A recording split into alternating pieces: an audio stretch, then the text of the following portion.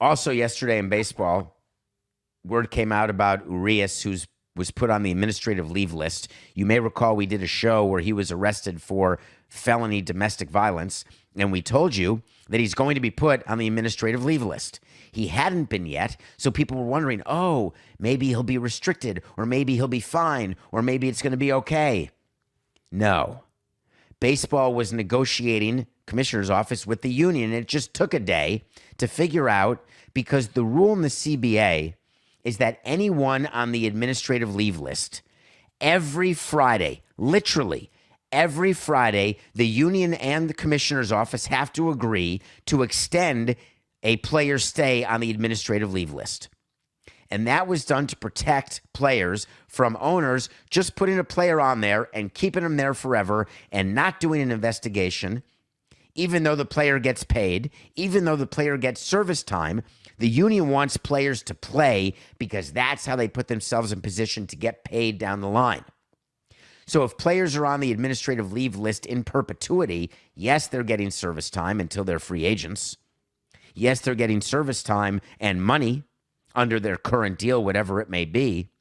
But the rule was put into place, the deal was made to revisit it every Friday. That's one of those arrangements that sounds good at the negotiating table.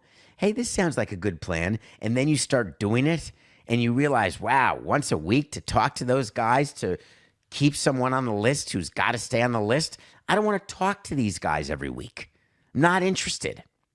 So what they've done is that baseball, commissioner's office, and the union, outside of the CBA, they have the ability to agree that a player can be put on the admin leave for more than a week until X day.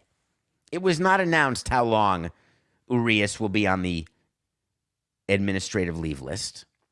But what was said, and what I know is true, is that they're not meeting every Friday. The investigation into Urias is going to take time. Baseball does not want to get distracted at all. This September is amazing. October is amazing. No more Urias. They announced it as quickly as possible, and now it's going to be crickets. So Urias is on the administrative leave list. If you are a Dodgers fan, you are despondent. A, because you have a player with two pitchers now in Bauer and Urias, who are not good people. And yes, I will make that generalization. If you abuse or in any way are physically hitting a woman, you're not a good person. And it ain't just anger management. Jack Nicholson's not there to help you. The Dodgers are having trouble winning games. They lost 3 out of 4 to Atlanta. They've lost, a couple in a row. The Marlins have won 6 in a row, so I guess they've lost, 3 in a row to the Dodgers? The Dodgers lost 3 in a row to the Marlins? Not ideal. But don't worry, it's Urias bobblehead night tonight. How do you think that conversation went? It was an oldie but a goodie. Stan Kasten, the president of the Dodgers, called down to the marketing department and the in-game entertainment department and to the people who give out bobbleheads and said, we shan't be doing that. So now they're stuck with 20,000 Urias bobbleheads. They're not going to throw them away yet because that's a waste of money, because what if he's innocent? Instead, they're going to keep the bobbleheads stored for another day before they decide to throw them away or send the entire pallets to Urias' house.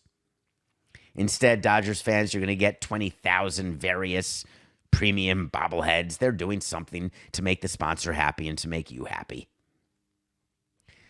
So that'll do it for Urias.